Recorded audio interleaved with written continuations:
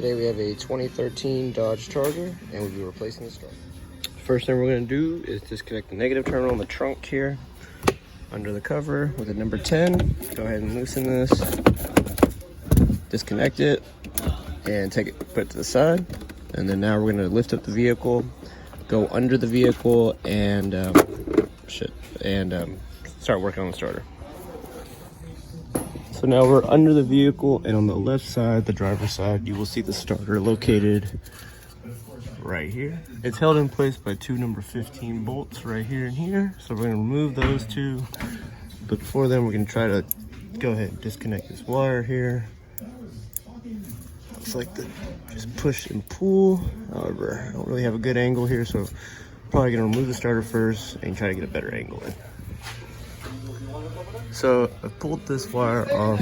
The plastic kind of broke, but whatever, you just pull it back.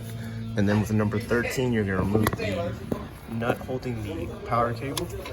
So with number 19 wrench, I was able to get back there and go ahead and remove it completely. And then pretty much when you loosen it, you can just kind of take it off by hand. And then pull the wire out the way. Now with the number 15, we're gonna remove the two bolts here. One here and the one I removed already, and get the starter out the way by sliding it down. So I didn't get this on video, but pretty much if you use a T-bar and kind of jack up the engine on the left side here, you'll be able to slide it out under the exhaust here. Just kind of lift up on it while doing so. So I'm gonna try and get this one slide in the exact same way I went out and reinstall. So I went ahead and bolted the starter in with the two 15 millimeters on the bell housing there.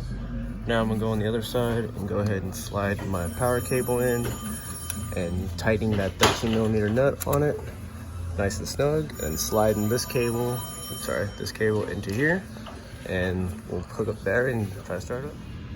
All right, so we have our new starter installed, bolted down to the bell housing. Our power cable and sending cable are there. So now we're all done. Just gonna hook up the battery and start the vehicle. So thanks for watching. Please like and subscribe. More videos to come.